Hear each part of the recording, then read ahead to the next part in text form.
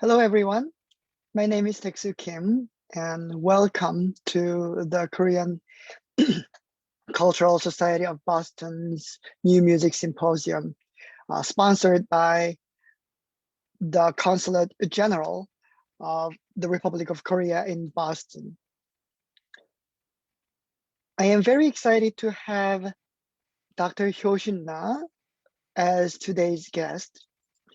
And please let me explain a little bit about our guest today.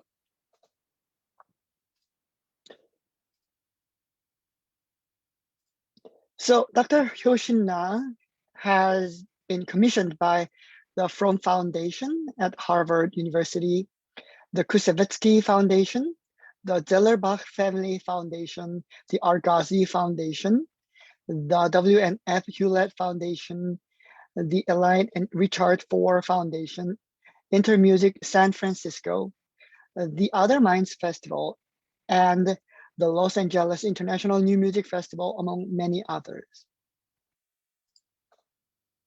Her music has been performed internationally by the Barton Workshop, the San Francisco Contemporary Music Players, the Kronos Quartet, the San Jose Chamber Orchestra, the National Gugak Center Orchestra of Korea, the Del Sol String Quartet, the Ives Quartet, the Airplay Ensemble, New Music Works, the Pacific Chamber Orchestra, the Korean Traditional Orchestra of the National Theater of Korea. And her portrait concerts, filled with only her music, were presented by New Music Works in the US, the Barton Workshop in Europe, and the Chongga Akhae Ensemble in South Korea. And she has been awarded twice of the Korean National Composers Prize in two different categories, one for music written for a Western instrument, and the other for music written for Korean traditional instruments. Her music has been recorded on the Funtech, Top Art, Soul, and New World Record labels. And her music, since 2006, has been exclusively published by Lantro Music in Belgium. And interestingly, she is an author of a bilingual book called Conversations with Gayagum Master Byung-gi Hwang. We talked about this last week briefly. And she received her bachelor's degree from Ewha Women's University in South Korea. Then she moved to the States and she received her master's degree from Manhattan School of Music and doctoral degree from the University of Colorado Boulder. If you want to know more about her and her music, you are welcome to visit her website, www.hyo-shin-na.com. Today, we are going to hear about her and her music, and please feel free to ask some questions on the chat room or chat window or on Facebook comments section so that we can deliver after she finishes her talk about her music. And after today's lecture, we will have we will send a survey to our Zoom participants today. We have lots of them here today. I'm very happy to see it. And so without further ado, please join me in welcoming Dr. Hyo Shin Na. And we will begin the lecture by listening to another piece by her.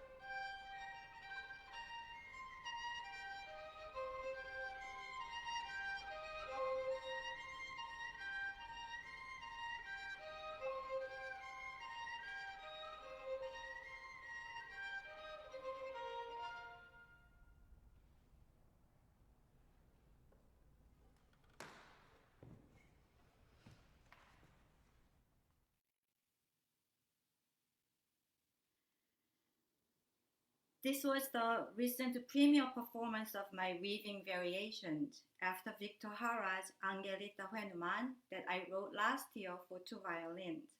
Since there was no live audience for this February 26th concert because of COVID restrictions and it was live streamed, you see the musicians wearing masks on stage. Victor Hara born in 1932 and died in 1973, was a Chilean musician. I first heard his song Angelita Huenuman back in the 1980s. Angelita Huenuman was a weaver who lived with a young son and 5 dogs on a little farm. I was struck particularly by the beauty of this part of the text. By the light of a window, Angelita weaves her life. Her hands dance among the threads like the little wings of the chinkle. Chinkle is a sparrow-like a small bird that lives in South America. It's a miracle how she weaves a flower, giving it its aroma too. On your looms, Angelita, are time, tears, and sweat. There are the forgotten hands of this, my creative people. I composed a piece entitled Hagum Weaving for Hagum and Piano in 2010, taking the title and some pitchy materials from this song by Victor Hara. In 2019, I wrote Hagum Weaving 2 for Hagum Solo. And finally, in 2020, I wrote Hagum Variations for 2 violins. I enjoy the challenges of writing for both Korean and non-Korean instruments. And after I wrote the 2 pieces for Hagum Piano Duo and Hagum Solo, I was tempted to challenge myself to write another piece for violin. In this case, 2 violins to double the challenge. Hagum, as you probably know, has 2 strings. On Hagum, the strings and bow hairs are very loose, while those on the violin are much tighter. I prefer to treat each instrument according to its nature. So, for instance, the speed of the bow, the behavior of vibrato and grace note, and timbre on each instrument should feel as natural and comfortable as possible. A bit like speaking one's own first language instead of speaking a foreign language with an accent. You don't want the Hagum player to play Hagum in the manner of playing violin and vice versa. Could we look at the variations score page now?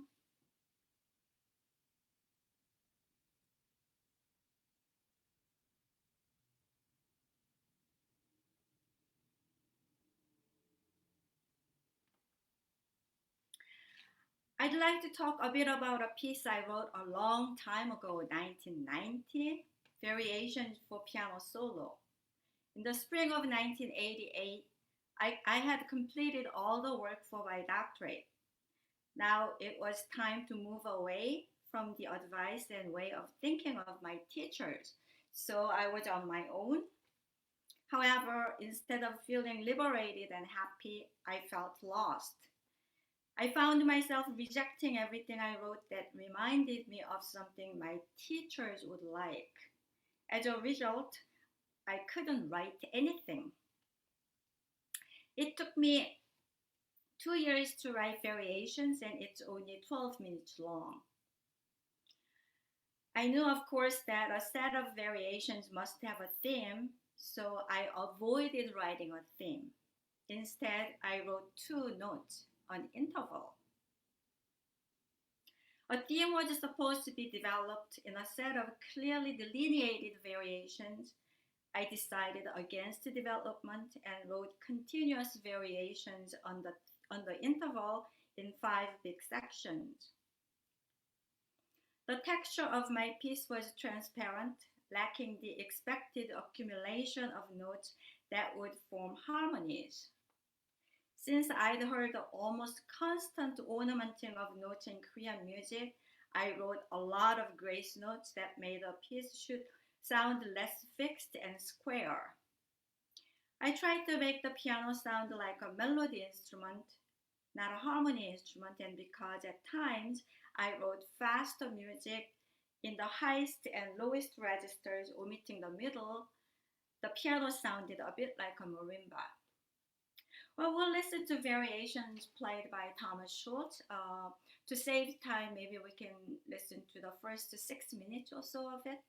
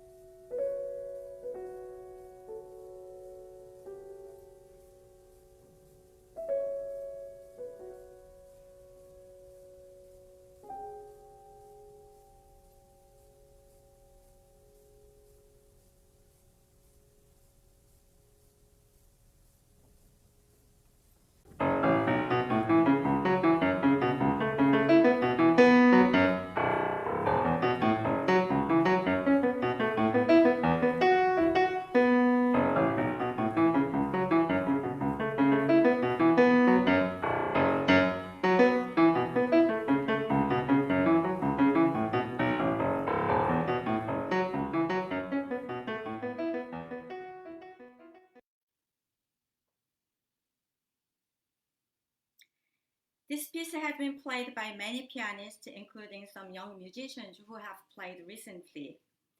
They all seem to think some parts of the piece are rather challenging. I have to admit that as a young composer, I was so focused on searching for my own way of composing that I wasn't really thinking about how practical it would be for the pianist. Many young Korean composers have told me that my music, because it is so Korean, has made them realize the importance of knowing our Korean music. I try to tell them that it's best to learn as much of it as possible, but then they must then move away from it. When I began to learn to play traditional instruments, I was changed by the music and by the playing. The music itself was my teacher. Every couple of years, I will hear from a graduate student in Korea or the US who wants to write a dissertation or thesis on my music, usually wanting to write about what is Korean in my music. I'll often ask them to do some preliminary studies to get to know some of the basics of traditional Korean music. I find it interesting that when they get back in touch with me after some time, they now see all of the things in my pieces that are not Korean. Let's take a look at a page of Rain Study. Actually, this is a half of the second page of Rain Study. This piece is published on a large sized paper, and my scanner at home is rather small, so I was able to get only left side, so you get the half of the page.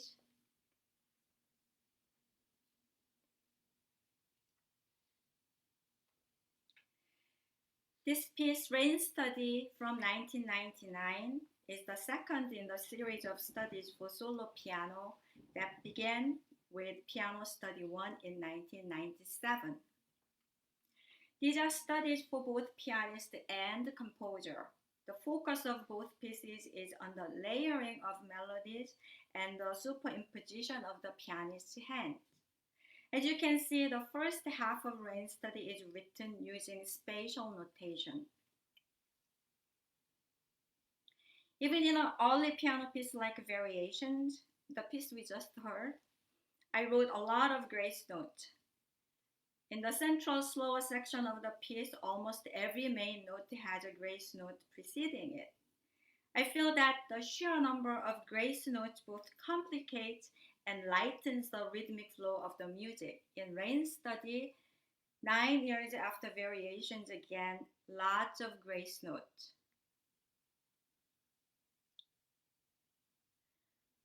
Now both before and after the main notes with a similar effect as in the earlier piece, but here both grace notes and spatial notation at the same time makes the music much more complex and unpredictable.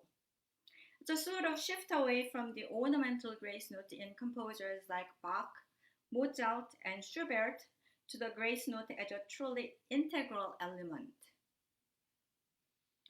When I was writing Rain Study, we had a solarium at the back of the house with glass walls and roof, and even though there was no heat, I used to sit there during winter rainstorms and listen to the rain sweeping over the room amplified by the glass. Much of the material for Rain Study has its origin in Sanyeonbul, a Korean folk song. The words to Sanyeonbul state, "The sun that sets will rise again tomorrow. A life that passes will never return." We'll listen to only a small part of Rain Study because of the time limit we have today. This is a playing of Kevin Lee's son, who has played Variations along with a few more pieces of mine. Again, let's hear the first 6 minutes or so.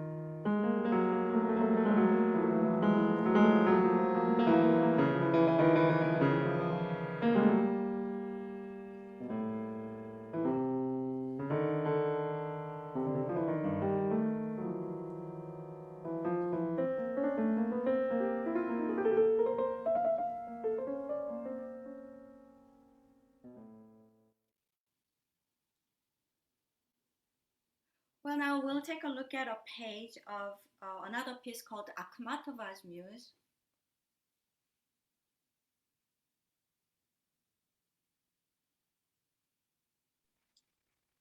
Actually, before it, can we ask a question? Yeah, I have two questions. One from the Facebook and one from my own. Um, on the Facebook, we have a question about your variations. So, what is the interval you wrote? The Uh, B to F sharp. so, perfect fourth, perfect fifth, Perfect should I fourth. say? Inversion would be perfect fifth. The fifth would Uh-huh. be 2 and 3, so it becomes everything. Oh, wow. Okay. So, I mean, is there a specific reason you chose that notes then? Well, why those two notes? I don't remember. I began to that piece in 1988 and finished it in 1990. My memory is not that good. Okay. About the rain study, am I correct that the performer like played it by memory? There Yeah, was no score on the piano. yes. He actually played Wow. variations from memory. Well, young people do that. Quite unusual Wow. for rain study, yes. No, that's really impressive. So now let's have a look at of the page of Okay. Akhmatova's Muse. Mhm. Well, the top of the page it shows the tuning of the 25 string kayagum, and the bottom of the page has a part of the page four, I think fourth page, and this is to show how the musicians were coordinating with each other. So these are two different separate things that I wanted to show you. Akhmatova's Muse 2001 is for both Western and Korean instruments: flute, alto flute, daegum, oboe, piri, and 25 string hayagum. The piece was written after I read Anna Akhmatova's poem, The Muse. When at night I await her coming, it seems that life hangs by a strand. What are honors? What is youth? What is freedom compared to that dear guest with rustic pipe in hand? And she enters. Drawing aside her shawl, she gazes attentively at me. I say to her, "Was it you who dictated to Dante the pages of the Inferno?" She replies, "It was I." The musicians coordinate with each other in a flexible manner, deciding the length of notes and the dynamics by listening to the other players instead of busily counting beats and measures. When I wrote this piece, I wasn't thinking in terms of Western or Eastern instruments. It was simply like writing another string quartet or woodwind quintet. Each instrument was treated just as it is. I didn't try to blend the sound of piri with that of oboe or trying to balance the sound of a kayagum with a group of wind instruments. No player is forced to change the character of their instrument to make it louder or softer, brighter or duller, in order for all of the sounds to mix. I'd rather not compromise the integrity of differing sounds and ideas. I prefer to let them interact, coexist, and conflict in the music. I used a 25 string kayagum for the first time in this piece. Of course, this is one of the modernized or modified instruments of Korea, designed primarily to make possible the playing of very rapid or loud passages and to make music that uses Western harmonies. However, I attempted to write music for the instrument without losing its original kayagum nature, and in fact, tried to turn these new aspects of the instrument to the music's advantage. For example, I had the idea to tune the instrument in a special way by giving the same pitch to alternate strings in a sort of zigzag tuning. Actually, this sort of tuning has been used on the Japanese six-string zither wagon.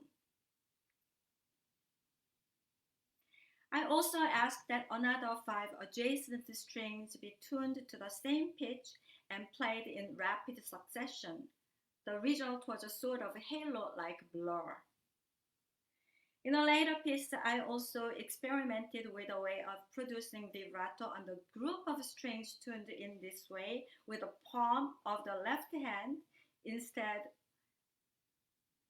of usual vibrato produced with the fingers. In my most recent piece for the traditional 12-string kayagum, I asked the player throughout the piece to pluck strings on the left side of the bridge as well as the usual way of playing on the right side. These are just ways of making a subtly different sound on the instrument. In Akhmatova's muse, the Tagan player plays multiphonics, and the PD player at times uses only the mouthpiece of the instrument. Again, this was simply a way to produce a different timbre on the instrument. I wasn't trying to use extended techniques or to use the instrument as an avant-garde sound source. We'll listen to a part of this piece maybe from the very beginning, about 4 minutes or so.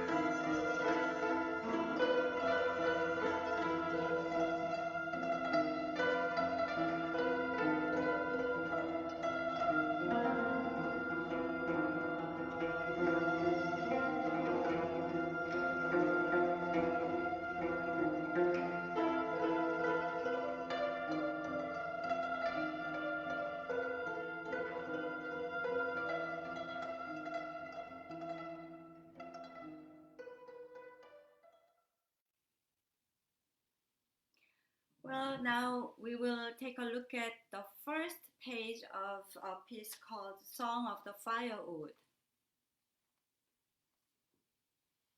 which is a solo piece for 25-string kayagum. I wanted to show on the top of the page the tuning of this piece, about the tuning that I used that 1/3 of a whole step and also 2/3 of a whole step. And I actually, at first, I considered using a quarter tone, but then I thought I might end up getting like half steps, which I didn't want. So it has some different tuning. As you might have noticed, I'm often inspired by literature, poetry, stories, sometimes just a sentence or two from an essay by a writer I admire. A good example is a poem written decades ago by Jaime de Angulo. Here's his poem, Song of the Firewood. I am old, twisted, dry. I am cold. Build a fire. Hey, he, he, feel good. Let the chief call the dancers. I like the compact, almost anti-poetic feel of the poem. I like the way the direction of the poem changes quickly and the humorous, even ridiculous undertone. Whether the music I write necessarily reflect all of these qualities or any of them is not my primary focus. The poem is instead a strong stimulus to my musical imagination. When I read a poem, suddenly I hear the music.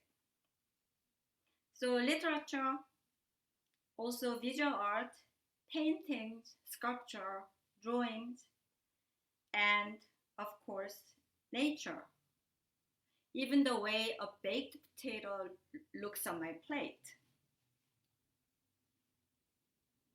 De Anglo, who was born in 1887 in Paris, studied medicine at Johns Hopkins University and subsequently lived mostly in California, Carmel, Berkeley, and San Francisco as a linguist, poet, and musicologist.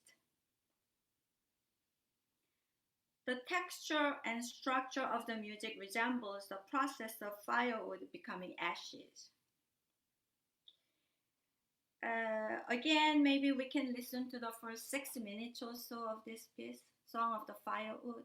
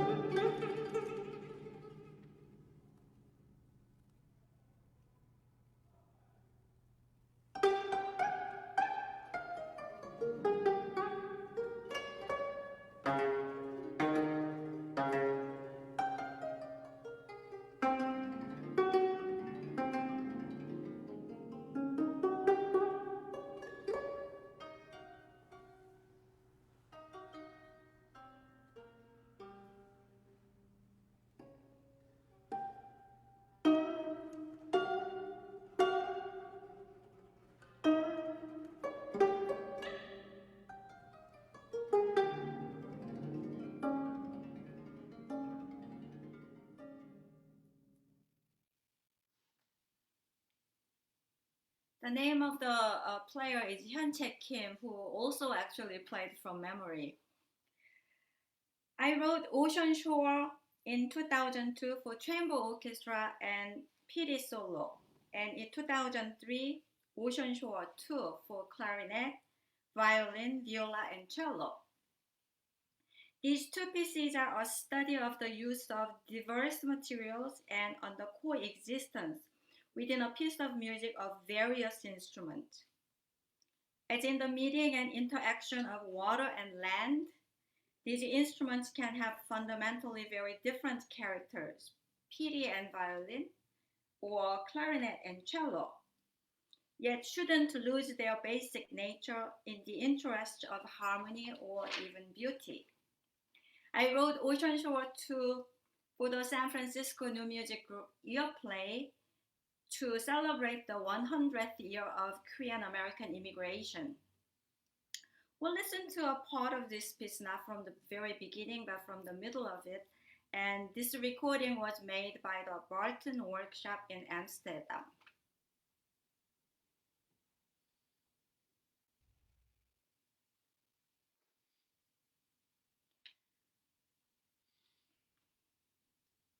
The text spoken by the cellist is a poem by the American poet Charles Reznikov.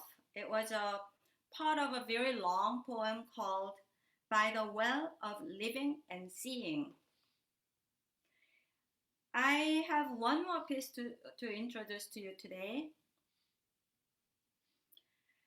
I wrote Song of the Bear in 2015 after reading Joanne Kiger's poem Destruction, which describes a bear breaking into a quiet cabin in the mountains when nobody is home, eating fruit, granola, coffee, and the LSD and peyote stash, whatever those might be, spilling spices and ink, ripping open the waterbed, things like that. As the poem ends, the bear finds a good cave in which to sleep it all off. While I was amused and entertained by the bear's activities in Kiger's poem, I was much more intrigued by the curiosity and straightforwardness of the bear's mind. And this was my focus in writing the music. Maybe we can listen to the first 5 minutes or so. Taxi, do we have enough time? Are we doing okay? Yes, we do have enough time.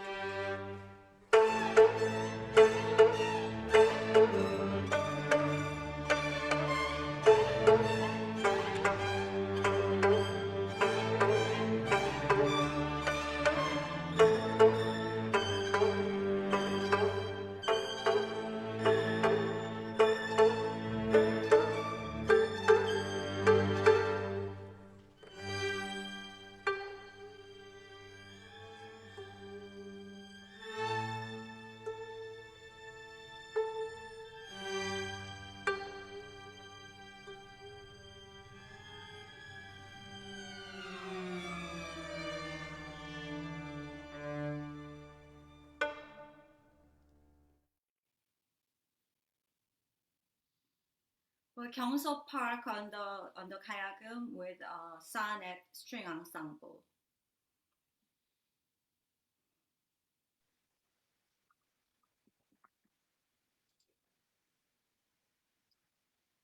That is wonderful. And I have so many questions to ask, but I would love to invite others first to ask question if they have any. But first of all, thank you very much for a fascinating talk and sharing your wonderful music. Well, thank you. Yeah, there's one comment about your piece, the firewood. Um, I clearly hear the firewood burning, so that's great. Um, and so before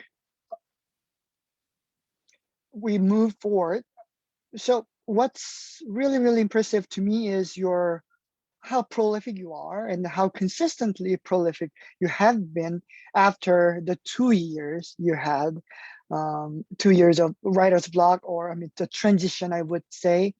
And you mentioned that you get often inspired by the literature.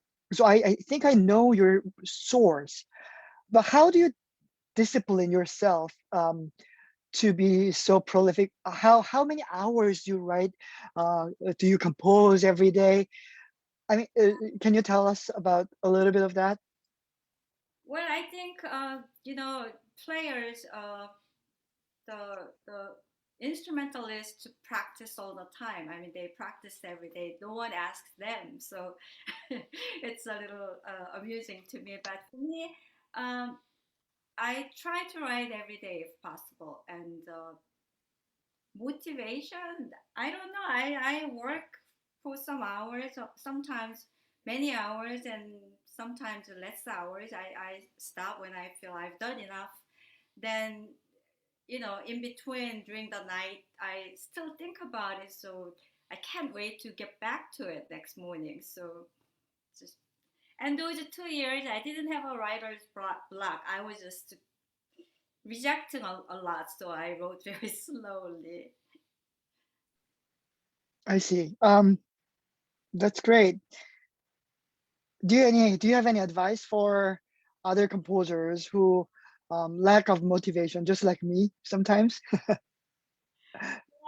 Yeah, I mean, who am I to say anything? I feel that as a creative artist, each one of us is tending one's own garden. At least I feel that way. So I hope just a lot of good music being written, and I hope people enjoy it. I mean, That's wonderful. And so, what are your next projects? that should be the last question, but I just want you to add it right now while Well, we talk about this. I'm working on an orchestra piece right now, and after that, a piece for a quartet and a piece for quintet, just little pieces to write. Mm. A little piece for an orchestra. That doesn't make sense to me, but Only 12 minutes. sure. Um, and I enjoyed looking at your scores, beautifully written. And I noticed that none of the pieces you shared with us today have time signature. Is it like a common in your pieces, or it just happened that all these pieces did not have time signature? I do use time signature. Okay. Well, Um, practical reason. Sometimes it's easier to coordinate or to play. Depends on. okay. And it was also interesting comments that to me, you seem to incorporate lots of extended technique. I mean, that's a hot potato topic, but you mentioned that you just use it for your own expression's sake, Well, right? a lot of people, the young composers and comp students say, "Oh, I studied your score and I read a book about this instrument written by so and so, and it has so many examples of your music, and I learned a lot." I feel that's like a backwards that I came up with some different ways of behaving or playing rather for the certain character I was looking for. So just to open the textbook and learn about extended techniques, I feel that doesn't seem quite right to me. Mm, So I was not like after what I can do outside. I feel I'm very happy with the nature of instrument. Each instrument, I think you can do a lot already. mm. Yeah, that makes a lot of sense. And there was one question on Facebook by WJ Clymer, and um, that asking about the tuning of the last piece, not the Gayagum piece that you already mentioned about the tuning, but the Gayagum concerto. Song of the Bear. Some of the bears, yes, yeah. 가야금 tuning, that was the Sanjo 가야금, traditional 12 string 가야금, and it was a traditional tuning actually. For most of my Sanjo 가야금 solo pieces, I've been using that very basic traditional tuning. What about the bowed string instruments? Did they have a special tuning as well? Because sometimes they sounded a little different. Is it just a gliss effect? Yeah, that Probably. the part we haven't heard towards the end, they kind of detune the instrument, but Hmm. we didn't hear that. So it was just Okay. CGDA. Okay. Yeah. So lots of things just happened, but sounded modern to me at least. And I enjoyed. I could relate myself to some of the characteristics I found in your music, like again the time signature, not using time signature sometimes, and the grace notes, for example. And I sometimes I use them a lot in my music as well. And then when I use them in my music, become mostly conscious of the flavor of Korean traditional music or Korean speech pattern, like a turn, accent on downbeat per se. Uh, is it similar to you, or did all these grace notes or some other like a Korean tuning come just naturally in your case? Well, for me, like the example with rain study, for instance, I did that too have the flow of the music different, more unpredictable and complicated also. So I mean, I usually when I use ornaments, they usually I ask them to play before the beat. So Ah, mixing short short grace notes with fast moving like 16th note. So there is a slight difference, and it's like you ah, don't know what's happening, but it's just very interesting suddenly. For instance, mm, so grace notes wow. are interesting. Mm. Um, Also, I should ask this as well. So several pieces of yours were performed like without looking at the score by memory, and that's a great compliment to a composer that the music is memorizable, memorizable in a way. Do you have any, I don't know, advice or what's your secret?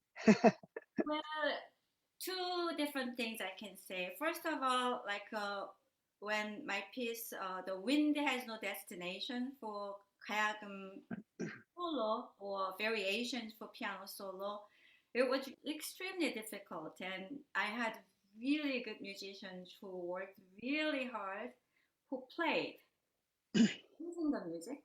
But then about 20 years later, the next generation, they heard it a lot.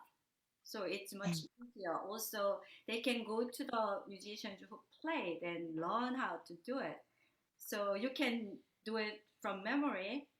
And another way is that there are actually many musicians who played the premier performances of my solo works, very difficult pieces from memory. And they're all these young people. And I don't know what's wrong with them. I try to ask them not to do it because I worry, but somehow people just do it these days. Wow. Both Korean Okay, that's instrumentalists, both Korean uh-huh. non-Korean instrumentalists, they do that. Seems I like see. Hmm. it's not me. And just okay, it's them. Okay, they're just a brilliant generation. Um, or you're just being modest. You just mentioned that you worked. You reminded of us of your experiences with um, Korean instrumentalists and well, just Western instrumentalists. So, as a composer who have lots of experiences working with um, Korean instruments, what is what's the best you can get out of the non-Western instruments, you think? I don't understand your question. What I So, can. what do you enjoy the most about working with non-Western instrumentalists? Oh, I mean, I don't divide Korean or Western or Chinese, Japanese. I mean, it depends on how you write the music, and it's all interesting depending on who you are working with. So Mm, I think it's case by case, it's different. that's a very wise word. And speaking of your experience, you work closely with Wooden Fish Ensemble. And can you tell us a little bit about that? Now, with some friends and I, for about 20 years now, we have been presenting uh, mostly chamber music and some solo pieces. We began to do that because we are good friends, first of all. It's a very good reason. And also, we are interested, we do two types of music. We present traditional music of Asia and also newly written music for Western and Eastern instruments. And there are not many groups who have musicians or enough energy to bring guqing player, Chinese guqing, Korean kayagum hagum. So we just doing it ourselves. So mm, we've played a lot of music and we did quite a few premieres of new pieces. And we play a lot of my music too. mm. That's great. You have a big advocate of your music. I have one more question left, but before I ask that question, I would love to invite once again. Um, Question too. So maybe later. yes. Oh no, go ahead, please, Yunji. Dr. Yunji Lee has some question. Thank you so much for your talk. And actually, I really, really loved your piece. Many of them, but Akhmatova's muse in the piece, the timbre juxtaposition between the woodwind and gayagum, that was so striking. Just strikingly beautiful, and yeah, I really enjoyed your pieces. So thank you so much for your music today. Also, while you were presenting your pieces, I saw on the list also, as I've been as I'm learning your music, you also worked with instruments from other cultures as well, within East Asian countries.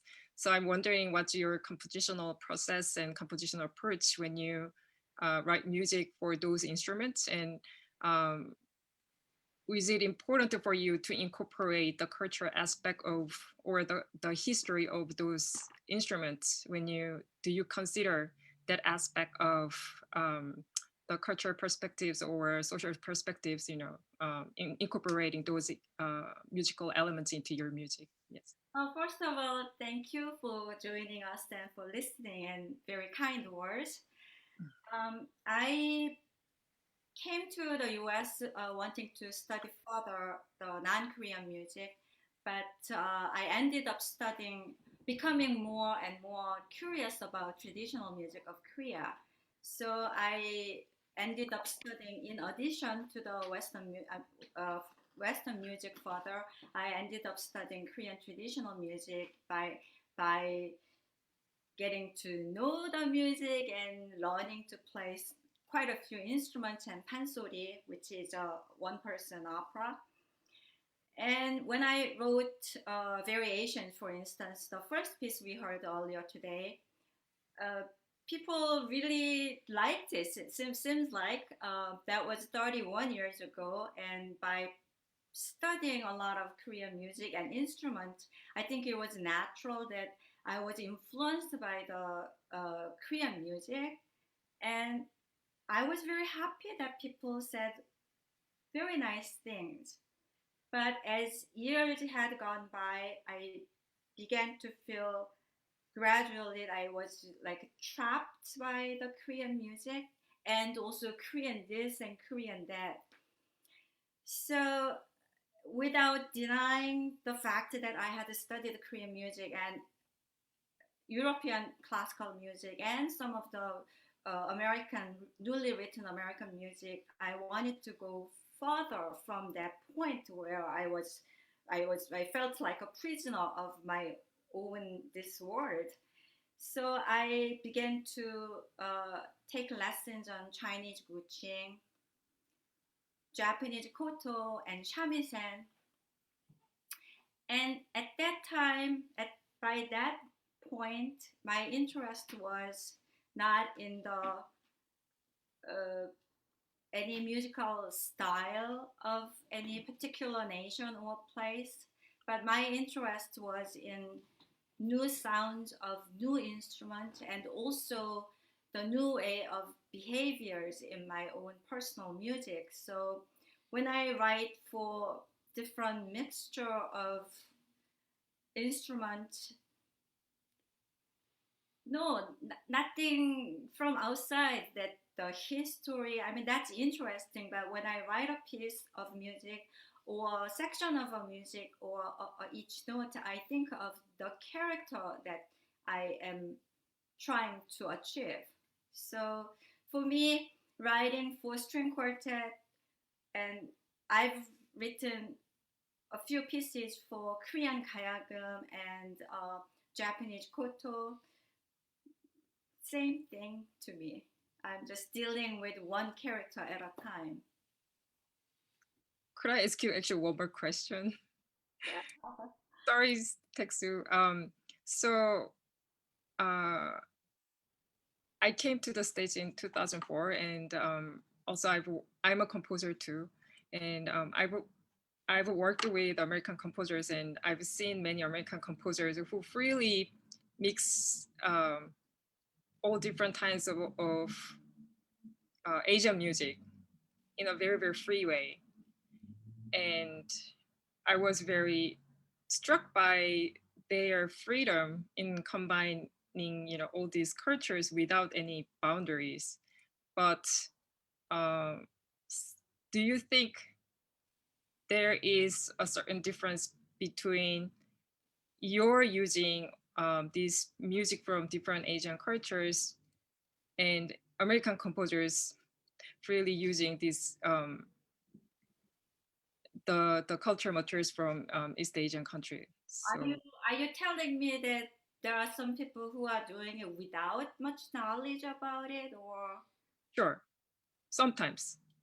well, I mean, just no. I mean, not without knowledge, but um, I mean, they did study and that they know about the music.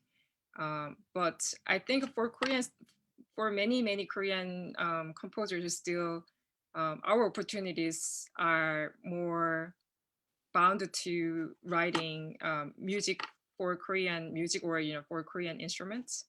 But just mentally, still we are not. I think for myself, I can't freely break my boundaries, to write musics for the combination of the instruments from all different countries, and sometimes the ethics of the adapting the music from different cultures, sometimes I have to think about it. So well, when I began to, for instance, study some Japanese instruments and Japanese music, I don't know a lot about it, but I once wrote, I forget what I where I wrote it, but I wrote that when I studied Japanese traditional instrument, when I learned Japanese instrument and some music, I was not like an orphan that I had to be adopted by them, or I wanted to adopt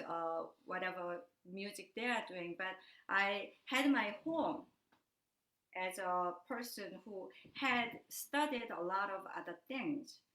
So I feel comfortable with what I'm doing, but I haven't written for all kinds of instruments, but the instruments I know, and people commission me because they heard something I wrote certain instruments. And for instance, to write the first Kayagan piece in late 1980s, no, late.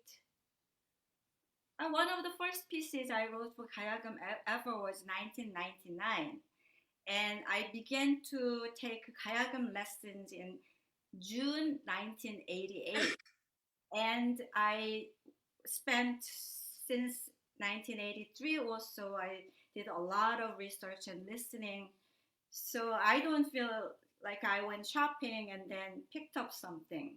But about other composers, I don't really know. You will have to ask them.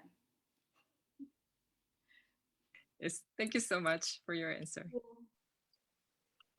Yeah, I really, really enjoyed this conversation. It's, you are just watching the live interaction between the generations of composers using who share some interest. I think it's a beautiful thing, and thank you for the question and thank you for the answer to both of you.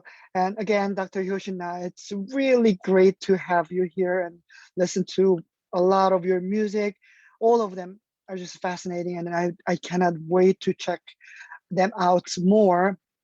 And unfortunately, it's already 7:30 or 8:30 in the Eastern time. So if anyone has more questions, please stay in the Zoom or ask us on Facebook for further questions, and we could continue our conversation with Dr. Hyo Shin Na.